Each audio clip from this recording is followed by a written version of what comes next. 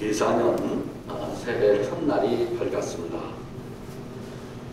원래 그런 전통이 없어졌습니다만 원래 섣달 금음날은 어떻게 해야 됩니까?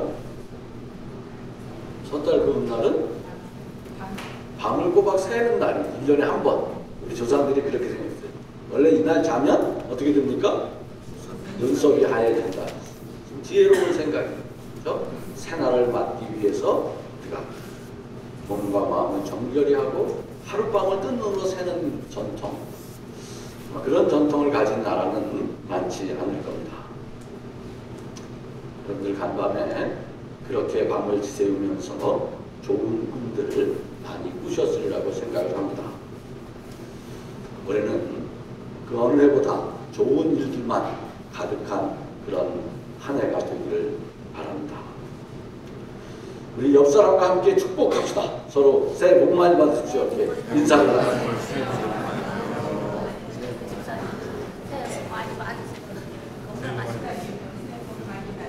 예, 새해 복 많이 받으십시오.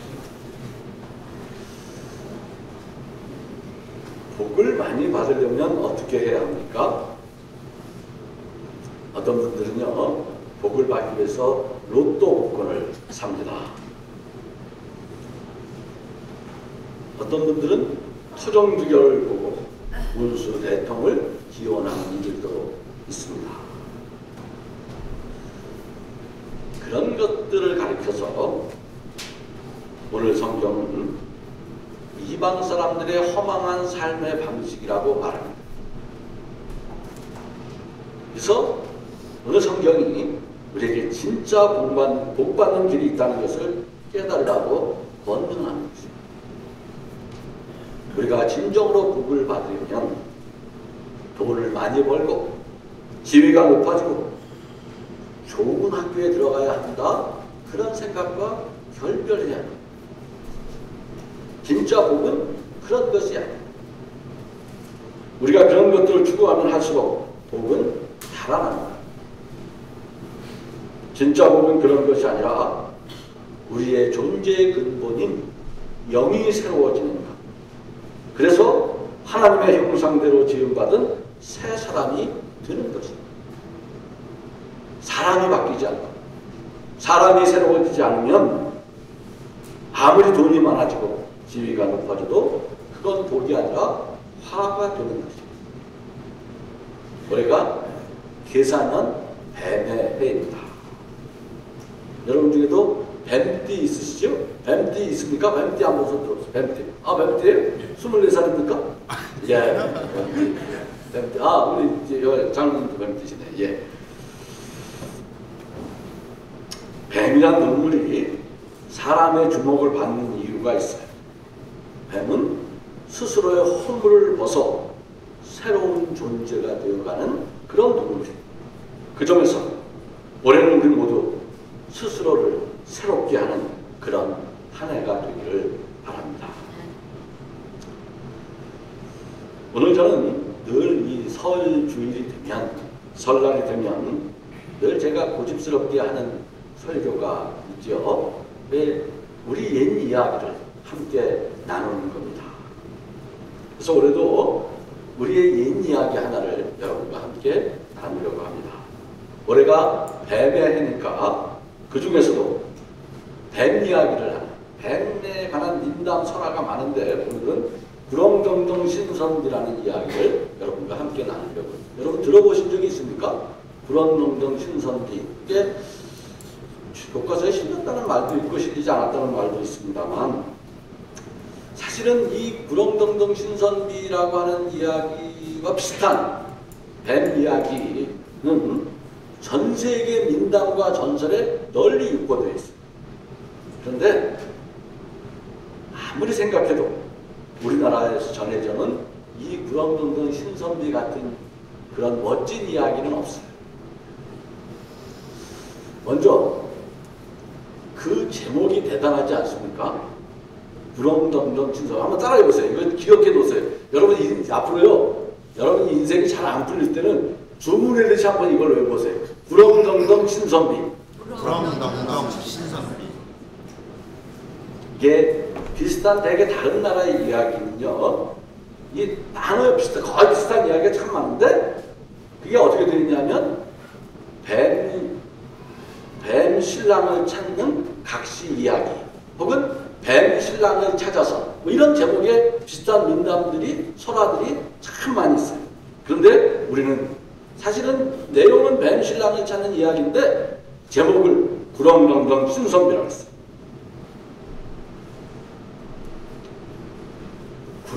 여기서 구렁텅텅이란 무슨 말입니까?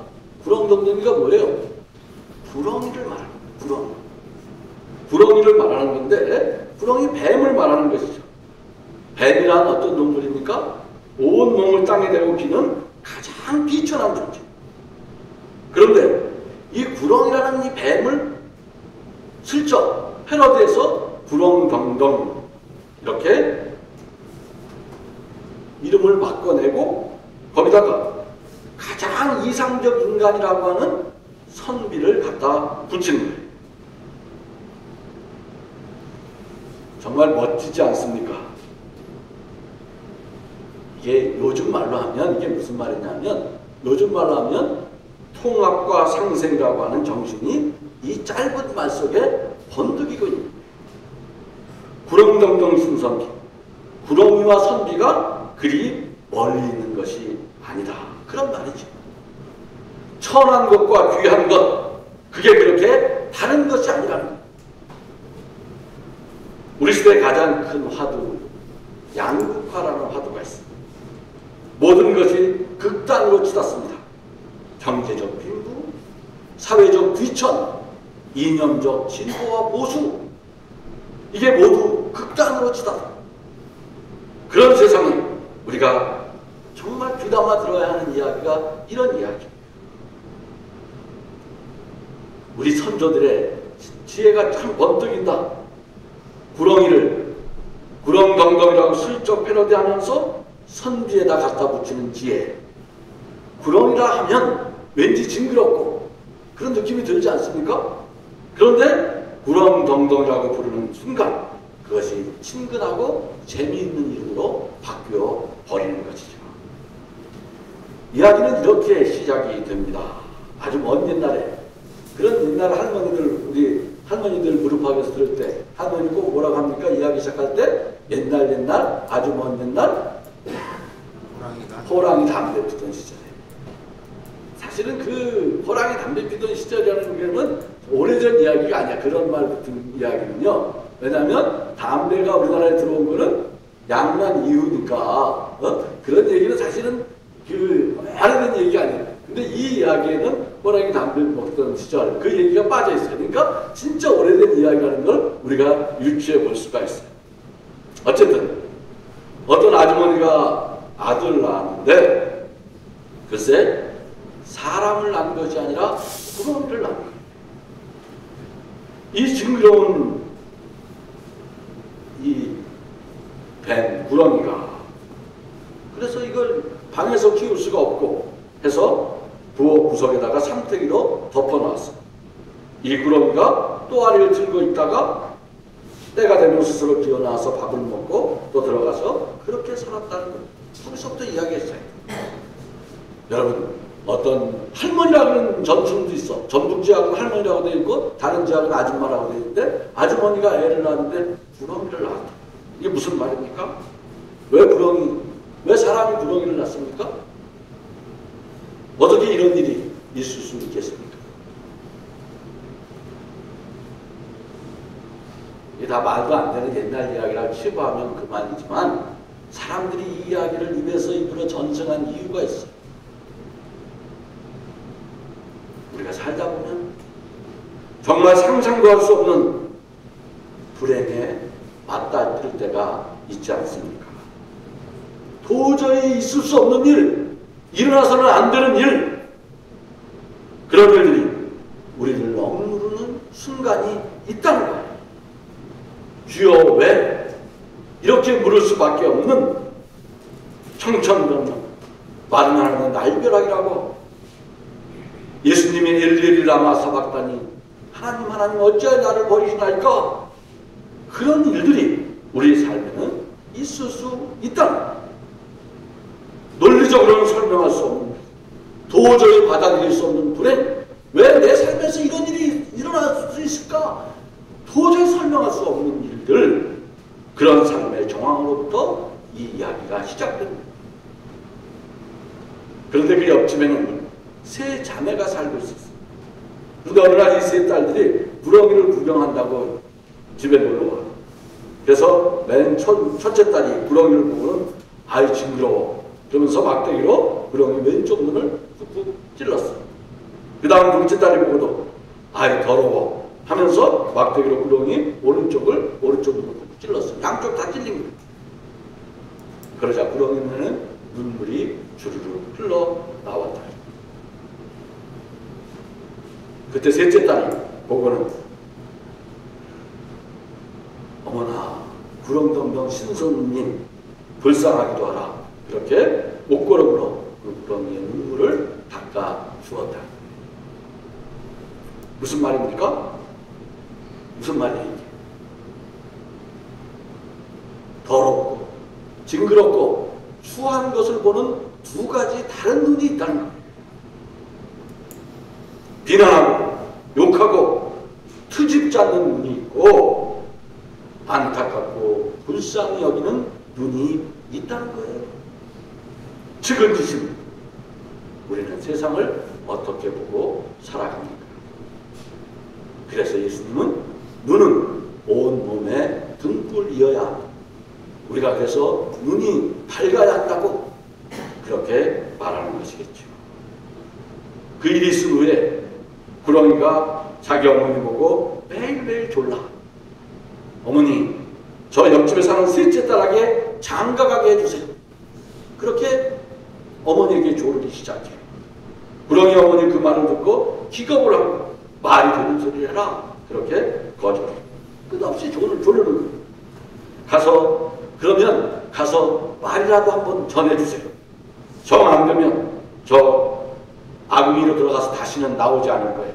그렇게 부들부들 졸라대니까 구렁이 어머니는 자식 이기는 어미가 없지요. 이런 일에 하는 수 없이 옆집에 가가지고 말을 건넸어요. 우리 아들이, 우리 구렁이가 당신 딸에게 장가가겠다고 그러니 어떻게 하면 좋냐고 물었어요. 그 말을 들은 처녀 어머니는 펄쩍 뛰면서 안 된다고 했겠죠. 그래서 이제 그래도 아들이 너무 간절히 원하니까 말만이라도 한 번 붙여달라고 그러니까 딸들에게 부르는데 예상대로 첫째 딸도 둘째 딸도 노래. 그런데 놀랍게도 셋째 딸에게 물으니까 구렁텅텅 신선비님이 좋다면 저는 가겠어요. 이렇게 말하는 거죠. 어머니가 말려도 막무가내. 그래서 혼인을 하게 되었는데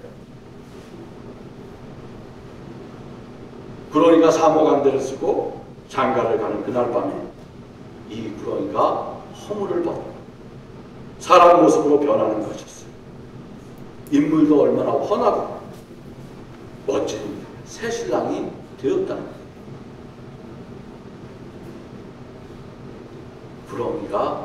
구렁이가 아니었다는 것이죠. 허물을 벗으니 인물이 훤한 새 신랑이었다는 거예요. 누구든지 그리스도 안에 있으면 새로운 피조물이라. 옛것은 지나가고 새것이 되었노라. 사람을 겉모양, 세상을 겉모양으로만 봐서는 안 된다는 거예요. 죄와 허물을 벗으니 우리 모두는 하나님의 형상대로 지음받은 존재인 거지. 오늘 본문 에베소서 4장 24절에 그렇게 적혀 있어요. 우리 한번 4장 24절 같이 읽어볼까요? 어떻게 되어 있나? 자, 시작.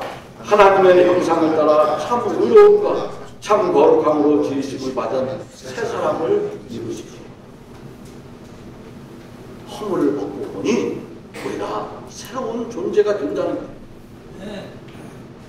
예수님은 우리의 허물을 벗기시는 존재. 우리가 원래 거룩한 백성이 왕같은 제사장인데 우리는 구렁이처럼 살아가고 있지 않습니까? 땅을 기면서 우리는 모두가 헌원 장부여 절세 가인인데 세상의 허물을 뒤집어 쓰고 땅에다 배를 깔고 땅의 것에 매달려 살아가고 있다는 것, 그 모습을 여기서 폭로하고 있는. 새 사람을 입으라고. 그래서 허물을 벗으라고.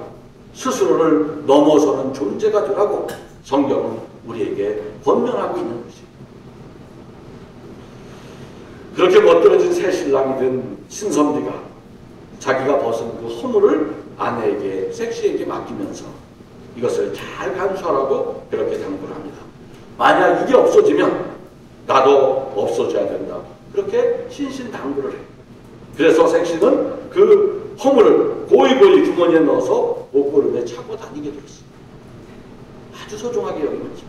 그런데 어느 날 그 자기들이 퇴방한 그 구렁이가 멋진 사내가 된 것을 시샘한 언니들이 놀러와서는 구렁이 허물을 좀 보자고 그렇게 막 졸라대는 거예요. 절대로 안 된다고. 그런데 억지로 빼앗아서 보더니 심술이 나서 화를 타는 불 속에다가 던져버렸어요. 허물은 홀랑 타버리고 말았는데, 그런데 갑자기 그 허물이 다 타버리니까 구렁텅텅 신선비는 어디론가 가버리고 다시는 오지 않게 되었다.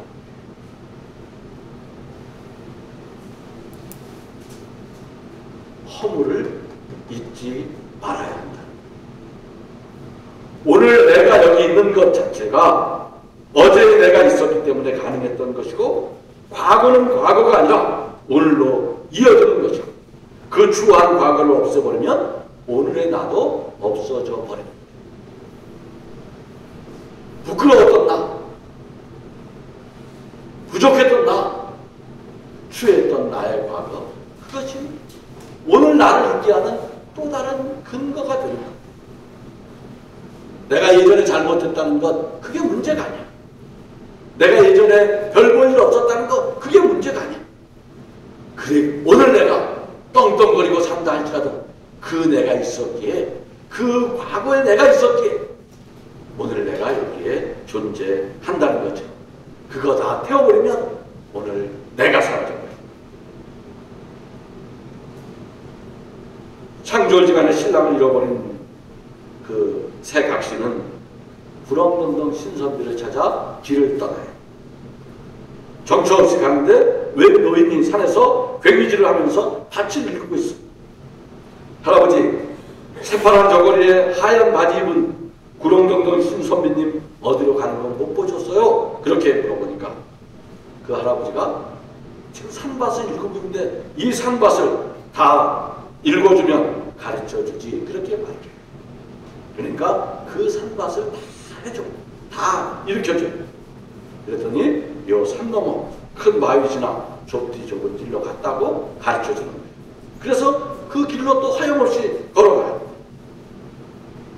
그런데 까치들이 나무에 집을 짓느라고 바쁘게 날아다니고 있어. 그래서 또 까치한테 물어봐요. 까치야, 까치야, 새파란 저고리에 하얀 바지 입은 구렁텅텅 신선비님 못 봤니? 하니까 그 바쁘게 집을 짓느라던 까치가 집 지을 삭정이 하나를 따다주면 내가 가르쳐주지. 근데 또 산을 돌아다니면서 집 지을 삭정이를 하나를 갖다가 줘. 그러니까 저 고개 넘어 가시덤불 지나 개울물 넘어서 건너갔다고 가르쳐줬어요.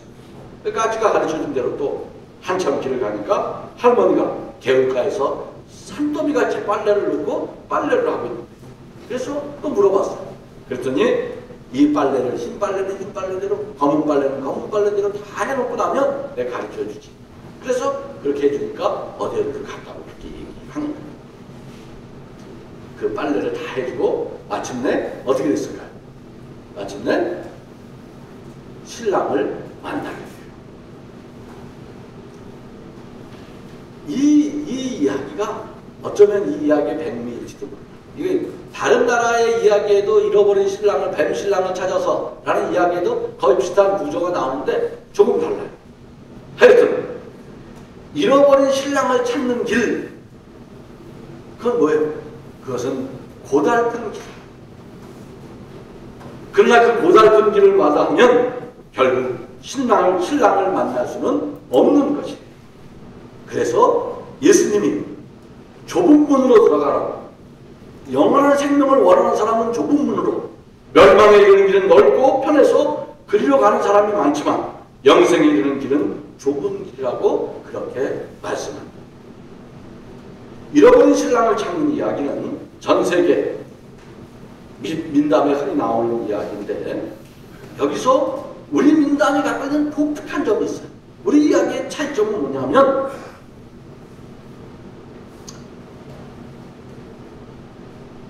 신랑 찾는 사람들은 이게 적어놓으세요. 중요한 거예요. 네? 진짜 멋진 신랑, 여러분, 진짜 여러분 신랑이 멋있는 사람이 되게 하려면 이걸 잘 기억해 놓으세요. 여기서 잃어버린 신랑은 어떻게 찾습니까? 민중의 삶, 그 현실을 온몸으로 살아낸 자만이 신랑을 되찾는다는 거예요. 원래 그 여인은 부자 집딸이어서 밭일, 집 짓는 일, 빨래 그런 것과는 무관한 사람이었는데, 그런 민중의 삶을, 그런 민중의 노동을 전혀 경험하지 못한 사람이었는데 그것을 온몸으로 다 겪어내고 신랑을 찾는다는 것, 그게 바로 이 각시에게, 이 세 각시에게 구원이었다는 거예요. 되게 비슷한 서양 이야기는 여인이, 이게 여기서 이제 서사 구조가 완전히 달라요. 다른 이야기. 이 점에서 한국 민담의 특별성이 있는데요. 대개 이런 경우에 서양 이야기, 우리 어렸을 때 동화책에서 본 이야기들, 그건 어떻게 됐냐면, 여인은 평민의 딸이고 신랑은 왕자님이나 귀족으로 등장해요. 거꾸로 되어 있는 거죠. 그래서 그 서사 구조가 신분상승의 구조 이야기로 되어 있어요. 신데렐라 이야기 같은 거 다 그런 거 아니에요? 왕자님 만나갖고 하고 그러고. 근데 우리의 민담은 부잣집 딸이 평민의 세계, 민중의 현실 속으로 들어가 신랑을 찾는 구조 이야기로 전개된다는 점에서 성경을 빼닮아 있는 거예요.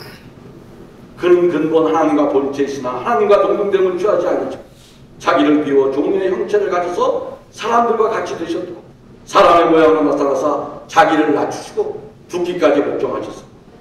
빌립보서 2장에 유명한 티모티우스 그리스도론이라고 하는 핵심이 생각나는 대목이죠.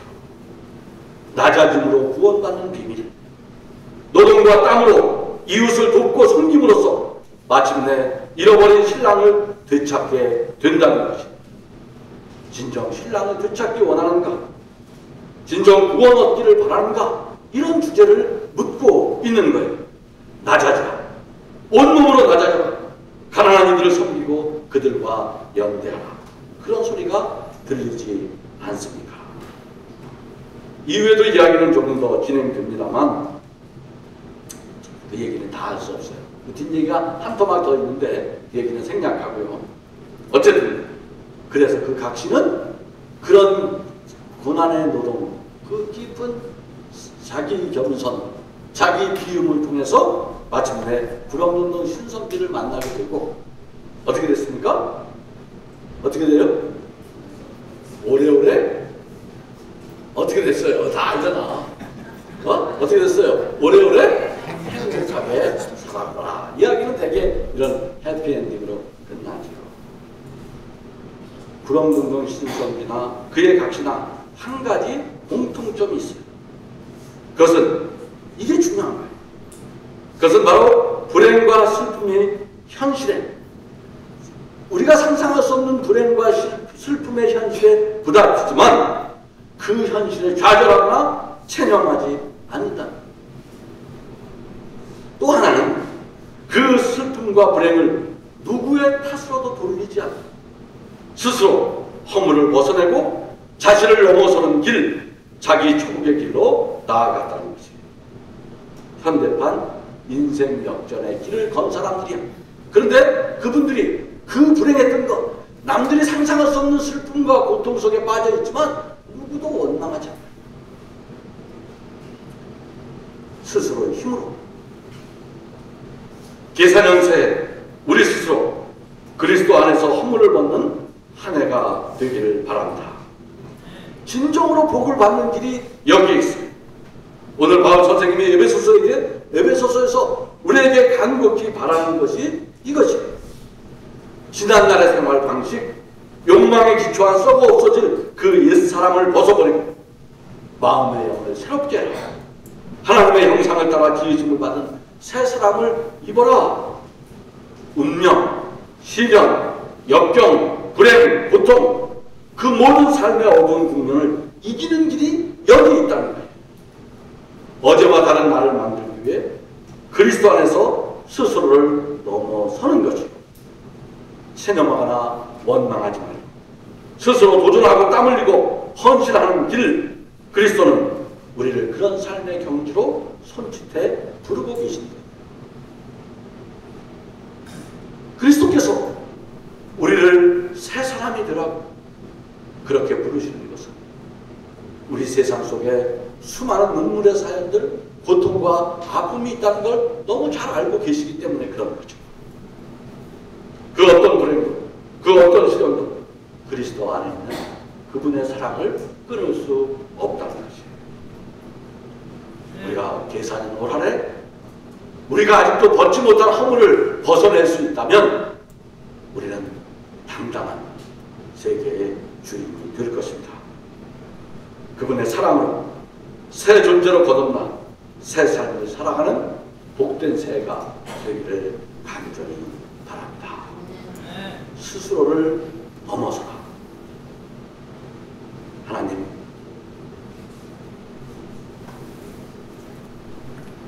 새날을, 새해를, 새 삶을 꿈꿉니다. 저희로 우리가 비록 비천과 불행과 병고와 신음의 현실 속에 있을 때라도 당당하게 주님 손잡고 그 모든 고통을 극복해내는 믿음의 사람이 되게 하여 주옵소서. 주님과 함께 그 영원한 생명의 나라를 꿈꾸며 새롭게 살아가는 저희들에게 하늘의 은총을 부어 주옵소서. 예수님의 이름으로 기도하옵나이다. 아멘.